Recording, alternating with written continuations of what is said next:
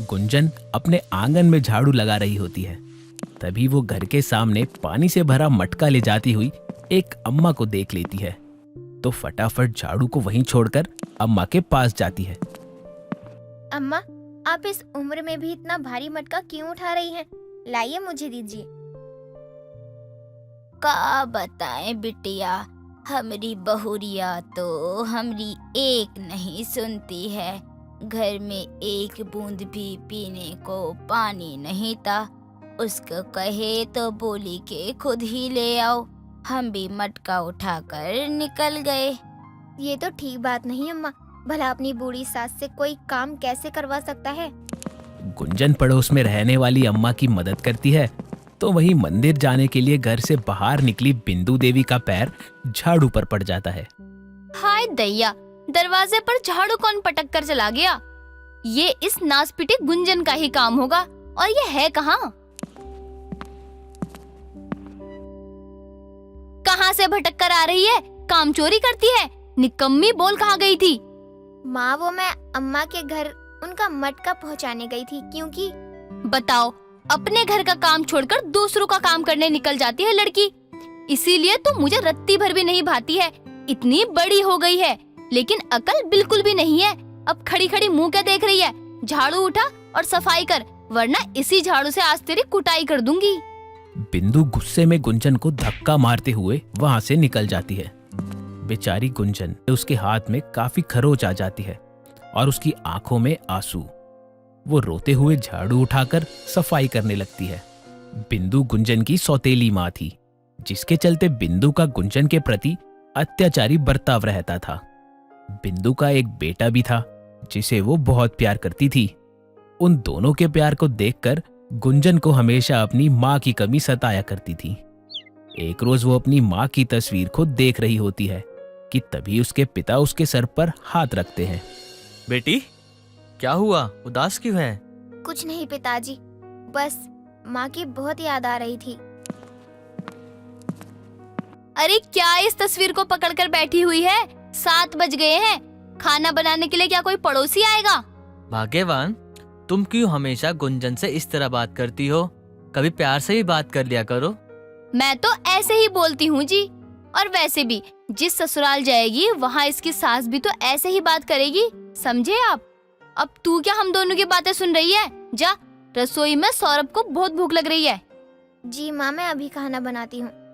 गुंजन अपनी माँ की तस्वीर को रखकर रसोई में चली जाती है। ऐसे ही समय बीत जाता है। अब गुंजन के पिता की तबीयत भी खराब रहने लगती है। ऐसे में वो काम पर नहीं जा पाता। एक रोज गुंजन अपने पिता को दवाई दे रही होती है, तभी पड़ोसन अम्मा उनके घर आती है। कैसन हो बिंदु? सब कुशल मंगल तो है ना? क्या खा कुशल मंगल है? देखो, 1 हफ्ते से बीमार है ये, काम पर भी नहीं जा पा रहे हैं। अब इनके अलावा घर में कमाने वाला है ही कौन? अरे कैसी बात करत हो बिंदु? तुम्हारा बिटवा है ना, उसको काम करने के लिए कहो और का। अरे अम्मा, कैसी बात कर रही हो? उसकी भला कोई उम्र है कमाने की? ठीक है, वैसे हम तो यहाँ अपने छोटे बिटवा की शादी का न्योता देने आए रहे। मंगलवार के दिन सब परिवार याद से पहुँच जाना। अच्छा, अब हम चलते हैं। शादी की बात सुनकर उमेश अपनी बेटी गुंजन की ओर देखता है, क्योंकि अब गुंजन की भी शादी की उम्र हो गई थी। कुछ दिनों बाद जब वो ठीक होता है तो अपनी गुंजन के लिए रिश्ता तलाश करने लग जाता है। एक रोज रिश्ते वाले घर आते हैं। उनका ठाट बाट देखकर बिंदु उमेश को साइड में ले जाती है। इतने बड़े घर में रिश्ता करोगे अपनी लाडली का? अरे दहेज देते देते कंगाल हो जाओगे। लेकिन बेटी तो अच्छे परिवार में जाएगी ना बिंदु। बस एक बार इसका रिश्ता पक्का हो जाए भगवान की दया से। मैं ये रिश्ता होने दूंगी तब ना। अरे सारा पैसा दहेज में ये ले जाएगी तो मेरी बहू के लिए क्या बचेगा? कुछ ही देर में गुंजन चाय लेकर आती है। तभी बिंदु उसके आगे अपना पैर अड़ा देती है। गुंजन अपने आप को संभाल नहीं पाती और सारी चाय मेहमानों के ऊपर गिरा देती है। मेहमान गुस्से में उठकर वहां से बिना कुछ कहे चले जाते हैं। कुछ दिनों बाद बिंदु गुंजन के लिए गरीब घर के एक लौते बेटे का रिश्ता लाती है। और सारी बातें जल्दी जल्दी पक्की करके गुंजन की उससे शादी करवा देती है। विदाई के समय जहां सभी की आंखों में आंसू थे, वहीं बिंदु मन ही मन मुस्कुरा रही थी। अब मैं सुकून से जीऊंगी। इस नासपिटी को गरीब के पल्ले बांध दिया। अब ये जिए मरे, मुझे कोई लेना देना नहीं इससे। गुंजन अपने ससुराल पहुंचती है, जो कि उसके मायके से भी बहुत छोटा था। बहू माफ करना कि तुझे इस छोटे से घर में रहना पड़ेगा, लेकिन बहू भगवान की दया से अगर हम केस जीत गए ना तो हमारा पुश्तैनी घर वापस मिल जाएगा। पुश्तैनी घर? हाँ गुंजन, हमारे चाचा जी ने हमारे पुश्तैनी घर और तोड़ तेल की फैक्ट्री पर जबरदस्ती कब्जा कर रखा है। इसके चलते हम लोग इस तरह गरीबी में दिन काटने को मजबूर हैं। माँ जी, राघव जी, आप चिंता मत कीजिए। हमेशा हालात एक जैसे नहीं रहते, एक दिन सब ठीक हो जाएगा। गुंजन अपने ससुराल वालों को हौसला देती है। समय बीत जाता है। एक रोज उमेश बिंदु से गुंजन के ससुराल जाने की बात कहता है। भाग्यवान, गुंजन की बहुत याद आ रही है, जाकर एक बार उससे मिलाते हैं। मुझे उसके फटीचर ससुराल के दर्शन करने का कोई मन नहीं है। आप खुद ही चले जाओ, मुझे मत कहो। मैं अकेला जाऊंगा तो उसके ससुराल वाले क्या सोचेंगे?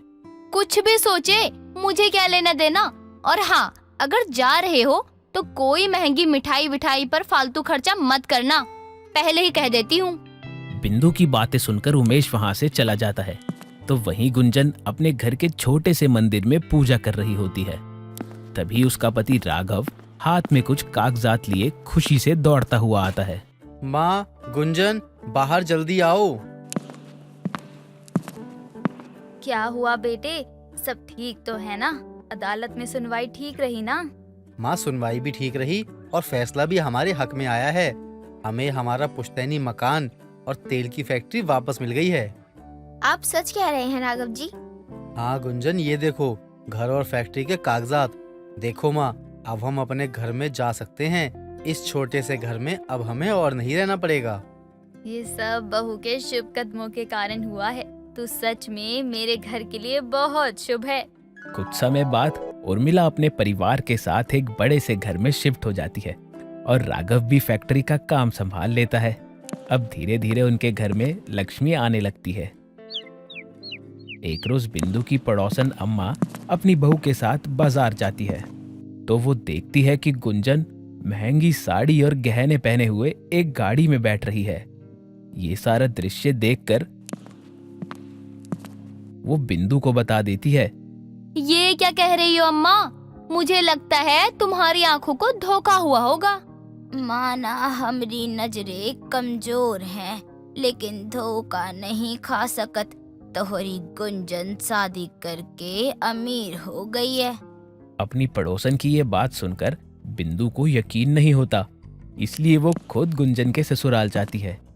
लेकिन ये क्या, वहां तो ताला लगा हुआ होता है। तब उसे पता चलता है कि वो घर छोड़कर अपने पुश्तैनी घर में शिफ्ट हो गए हैं।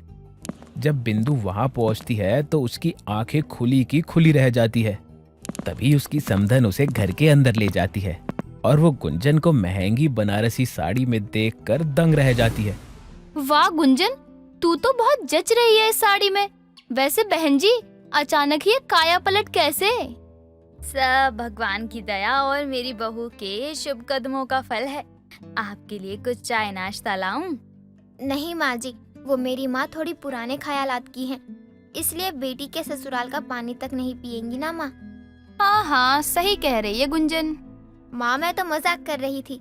वैसे माँ, अचानक से यहाँ आना कैसे हुआ? आपने बताया भी नहीं। अब इससे क्या बहाना बनाऊं?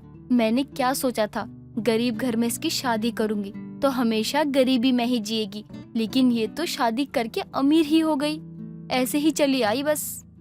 बिंदु ये सब सोच ही रही होती है, लेकिन गुंजन अमीर होने के बाद भी अपना स्वभाव नहीं बदलती और अपनी माँ की बहुत अच्छे से खातिरदारी करती है। तो बिंदु को एहसास होता है कि उसने हमेशा गुंजन को सौतेला समझकर ही उसका बुरा चाहा, लेकिन आज अमीर होने के बाद भी वो उसे अपनी माँ का ही दर्जा देती है, जिसके बाद से बिंदु में भी सुधार आ जाता है और वो हर तीज त्योहार गुंजन के ससुराल जाकर उसकी माँ होने का फर्ज निभाती है। दिव्या एक भोली भाली और सीधी सादी लड़की थी जो कि सभी के साथ बहुत ही प्यार से रहती थी, लेकिन उसकी अपनी ही माँ उससे बहुत नफरत करती थी। एक रोज दिव्या गाजर का हलवा बना कर लाती है और अपनी माँ को देते हुए कहती है, माँ, मैंने आज गाजर का हलवा बनाया है, आपको बहुत पसंद है ना? मेरे हाथों से थोड़ा सा खाकर देखिए और बताइए कि कैसा है ये हलवा। नहीं खाना मुझे तेरे हाथ का कुछ भी बना, समझी? माँ, आप मुझसे यूँ हर वक्त गुस्सा क्यों रहती है? बचपन से देखती आ रही हूँ, जब भी मैं आपके पास आती हूँ आप मुझे खुद से दूर कर देती हो। क्या मैं आपकी अपनी बेटी नहीं हूँ क्या माँ? अरे तू मेरे लिए उसी दिन मर गई थी जब तू पैदा हुई थी। पर माँ, आप बार बार ऐसा क्यों कहती हो मुझसे? इसके पीछे की क्या वजह है जो आप मुझसे इतनी नफरत करती हैं? अब विमला दिव्या से नफरत करने की वजह बताती है कि जब उसका जन्म हुआ था तब उसके पिता भारत की सरहद पर तैनात थे और दिव्या के जन्म के दिन ही उनकी मौत हुई थी और इसका जिम्मेदार विमला दिव्या को मानती है। विमला का मानना है कि दिव्या उसके परिवार के लिए मनहूस है। ये सुनकर दिव्या रोती हुई अपनी माँ से कहती है, पर माँ, इसमें मेरी क्या गलती है कि पिताजी मेरे जन्म के दिन ही देश के लिए शहीद हो गए? इसमें तेरी ही गलती है, तू हमारे लिए मनहूस है। तेरे पैदा होते ही हमारा हंसता खेलता परिवार बिखर गया। दूर हो जा मेरी नजरों से। अपनी माँ की नजरों में खुद के लिए इतनी नफरत देखकर दिव्या रोती हुई वहाँ से चली जाती है। अगली सुबह दिव्या घर का कुछ सामान खरीदने के लिए बाजार जाती है। तभी उसके सामने एक औरत आ जाती है जो कि रोड क्रॉस कर रही थी, लेकिन अचानक उस औरत को चक्कर आते हैं और वो गिरने ही वाली होती है कि तभी दिव्या उसे वहाँ से संभाल कर रोड की दूसरी तरफ ले आती है और उससे कहती है, अरे माँ जी, क्या हुआ? आपको कहीं चोट तो नहीं लगी ना? नहीं बेटी, अब मैं ठीक हूँ। बस अचानक से आंखों के आगे अंधेरा आ गया था। क्या करे, बूढ़ी हो रही हूँ ना अब। माँ जी, थोड़ा संभल कर रहा कीजिए और ऐसे में बाहर अकेले मत जाया कीजिए। सही कह रही है बेटी, तू आज नहीं होती तो ना जाने क्या हो जाता मेरे साथ। आज तूने ही मेरे साथ होने वाला इतना बड़ा संकट हर लिया। धन्यवाद बेटी। ऐसी कोई बात नहीं है माँ जी, चलिए मैं आपको आपके घर तक छोड़ देती हूँ। बड़ी खुशनसीब होगी वो माँ जिसने तुझे जन्म दिया है बेटी। माँ के प्यार का सुख मेरे भाग्य में कहाँ है माँ जी? क्या सोचने लगी बेटी? नहीं, कुछ नहीं, चलिए मैं आपको आपके घर तक ले जाती हूँ माँ। अरे कोई बात नहीं बेटी, मेरा नौकर अभी आता ही होगा। वो मैंने ही उसे सामान लेने भेजा था, अभी आता ही होगा। ठीक है माँ जी, मैं चलती हूँ, आप अपना ध्यान रखना। इतना कहकर दिव्या वहाँ से चली जाती है और कुछ देर में कुसुम का नौकर वहाँ आता है और कुसुम कार में बैठकर चली जाती है। घर जाते ही उसे पंडित जी बैठे मिलते हैं, जिन्हें देखकर कुसुम कहती है, अरे पंडित राम सुधारे, आज कैसे पधारे हमारे द्वारे? बस कुसुम जी, राम सुधारे, तभी हम आपके आंगन पधारे। हाँ, राम तो सबको ही सुधार देंगे, बस एक तुम ही बच रहे हो सुधरने के लिए। बताओ आज कैसे आना हुआ? अरे कुसुम जी, राम जी कृपा से एक बहुत ही अच्छा रिश्ता लाया हूँ आपके बेटे के लिए। एक ऐसी लड़की है जो कि आपके बेटे के सभी कष्टों को आराम से दूर कर लेगी और कुंडली के 36 के 36 गुण बेटे से मिलते भी हैं। अच्छा, ये तो बहुत अच्छी बात है। पंडित जी, हमें भी दिखाओ कौन है वो लड़की जिसके सभी गुण हमारे बेटे के साथ मिलते हैं। अब पंडित अपनी झोली से एक तस्वीर निकालकर कुसुम को दे देता है और वो तस्वीर किसी और की नहीं बल्कि दिव्या की होती है और ये देखकर कुसुम झट से कहती है, हमें ये रिश्ता मंजूर है, आप बस जल्दी से शादी की बात आगे बढ़ाओ। अरे कुसुम जी, वो तो ठीक है, एक बार लड़की के बारे में जान तो लीजिए कि कौन है, कहाँ से है, घर में कौन कौन है उसके। हमें और कुछ नहीं जानना है। अब अगर कोई लड़की हमारे घर की बहू बनेगी तो वो यही होगी ना। नाम क्या है इसका? जी दिव्या। जैसा नाम वैसे ही इसके काम है, रमन की दिव्या। कितना अच्छा लग रहा है दोनों का नाम साथ में। अब पंडित जी, कल ही इस रिश्ते की बात करो और जल्दी से जल्दी दोनों की शादी करवाओ। कुसुम की बात मानकर पंडित दिव्या के घर जाता है और उसकी माँ से इस रिश्ते की बात करता है। विमला दिव्या को जल्द से जल्द खुद से दूर करना चाहती थी, इसलिए बिना कुछ सोचे समझे ही वो भी दिव्या की शादी के लिए हाँ कर देती है। और कुछ दिनों बाद कुसुम शगुन की थाल के साथ दिव्या के घर आती है और कुसुम को देखकर दिव्या कहती है, अरे माँ जी, आप यहाँ कैसे? आप ठीक तो है ना? अब आपको कोई चक्कर वक्कर तो नहीं आ रहे ना? अरे बेटी मैं बिल्कुल ठीक हूँ। दिव्या, ये क्या तरीका है अपनी होने वाली सास से बात करने का? क्या कहा माँ आपने? होने वाली सास? हाँ बेटी, मैं ही हूँ तुम्हारी होने वाली सास, जिसके बेटे से तुम्हारी शादी होने वाली है। मुझे माफ कर देना माँ जी, मुझे सच में नहीं मालूम था। अरे कोई बात नहीं बेटी, हो जाता है कभी कभी। इतना कहकर शादी की डेट फिक्स कर देते हैं और कुछ दिनों बाद दिव्या की शादी रमन से हो जाती है। लेकिन रमन दिव्या से थोड़ा दूर दूर ही रहता था। फिर भी दिव्या इस बात को नजरअंदाज कर देती है।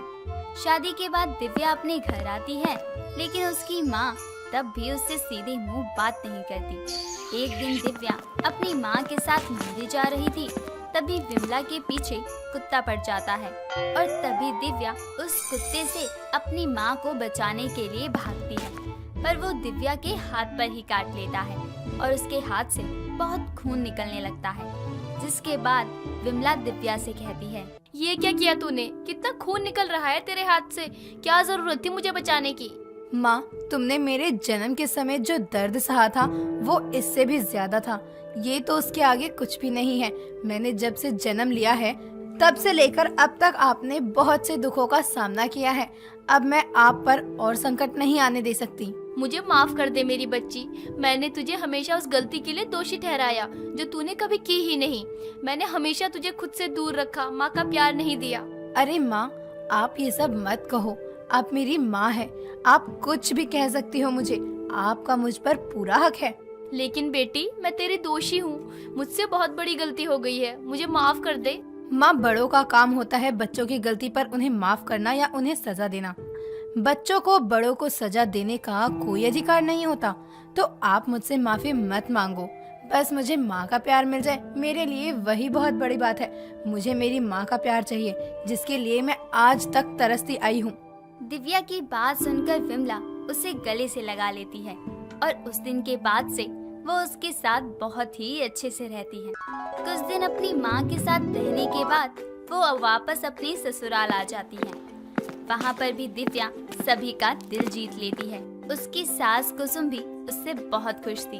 एक रोज कुसुम दिव्या से कहती है, बहू, मैंने रमन की शादी के लिए प्रार्थना की थी कि अगर उसकी शादी मेरी मनचाही लड़की से हो जाएगी तो मैं पूरे 101 ब्राह्मणों को भोज पर बुलाऊंगी और अपनी बहू के हाथों से 56 भोग बनवाकर उन्हें परोसूंगी। तो कल ही सभी ब्राह्मण आएंगे, तो तू खाना बना लेगी ना बहू?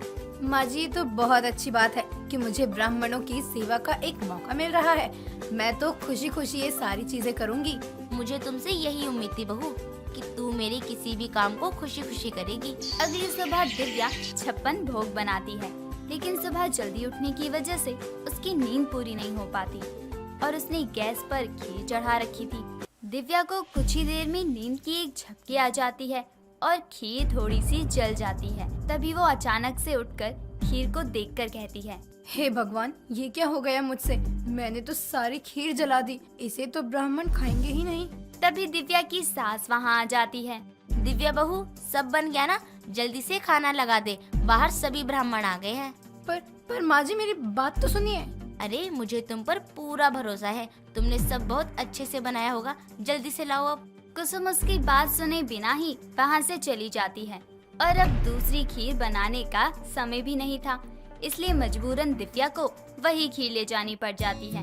और सबसे पहले ब्राह्मण भी खीर से ही शुरुआत करते हैं और सभी को वो खीर पसंद भी आ जाती है।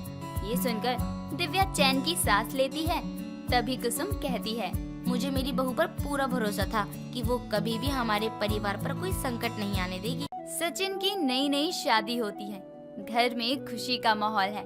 सारी रस्में पूरी हो जाती हैं, लेकिन अभी पहली रसोई की रस्म बाकी थी। शादी को 1 सप्ताह से ज्यादा हो चुका है। एक शाम रमा अपनी बहू आरती को कहती है, बहू, तेरी शादी को 1 सप्ताह बीत चुका है। अब तू रसोई की रस्में कल पूरी करेगी? जी माँ जी, मैं कल ही पहली रसोई की रस्म को पूरा कर लूंगी। हाँ बहू, अब जाकर सो जा। कल सुबह नहा धोकर रसोई में आ जाइयो। इतना कहकर रमा वहाँ से चली जाती है। अगली सुबह नहाकर आरती सिंपल सा सूट पहने अपने बालों का जूड़ा बनाकर किचन में आती है, जहाँ पहले से ही रमा मौजूद होती है और वो अपनी बहू को देखकर कहती है, बहू ये क्या, ना तेरे हाथ में चूड़ी है, ना गले में मंगलसूत्र, ना सिंदूर। अरे माँ जी, मैं जल्दी जल्दी नहाकर आई हूँ ना, तो मैं भूल गई कि मुझे ये सब भी करना है। ये इतने काम भी जरूरी है क्या? कर लूंगी, अभी रस्म को पूरी कर लूं। क्या जरूरी है? तेरी शादी हुई है, अभी नई नई है और तू कह रही है क्या जरूरी है? माँ जी, पहले हम रस्म को पूरा करते हैं, फिर मैं कर लूंगी।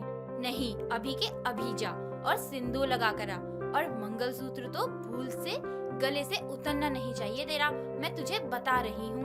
माँ जी, मैंने आपसे कहा था ना कि आप रस्म करवा लो। रस्म घर की बहू से करवानी है और तू इस तरह घर की बहू लग भी रही है। ये सुनकर आरती को गुस्सा आ जाता है और वो अपने कमरे में जाती है और अपने पति को सोता हुआ देखकर एक बाल्टी में पानी भरकर लाती है और उस पर डालकर कहती है, सिर्फ शादी करने का शौक है? हम दोनों ने शादी की है ना, तो मैं माँ जी से अकेली गालियाँ क्यों सुनूं? तुम भी चलो नीचे। अरे तुम्हारा दिमाग खराब हो गया है क्या? दिमाग तो तुम्हारी माँ का खराब हो गया, जो मुझे ताने दे रही है। तुम भी नीचे चलो। नई शादी मुबारक हो सचिन बेटा, तेरी तो लग गई है। खुद से ये कहकर वो अपनी पत्नी आरती के साथ नीचे आता है और दोनों को आता हुआ देखकर रमा अपने बेटे सचिन से कहती है, तेरी ही कमी थी और तू सुबह सुबह गीला क्यों है? माँ, आपने क्या तमाशा शुरू कर दिया है? मैंने शुरू किया है तमाशा या तेरी बीवी ने शुरू किया है ये सब? लेकिन हुआ क्या है ये तो बताओ कोई। देख अपनी बीवी को और बता, कहीं से लग रही है ये शादीशुदा और नई नवीली दुल्हन? माँ, तो क्या हो गया, आजकल ना सब ऐसे ही रहते हैं। हाँ हाँ, रहते होंगे। ये मेरा घर है और इस घर में मैं जो चाहूंगी वही होगा। माँ ने कहा तो पहन लेती ना, या फिर ये भी अब मैं ही पहन लूँ?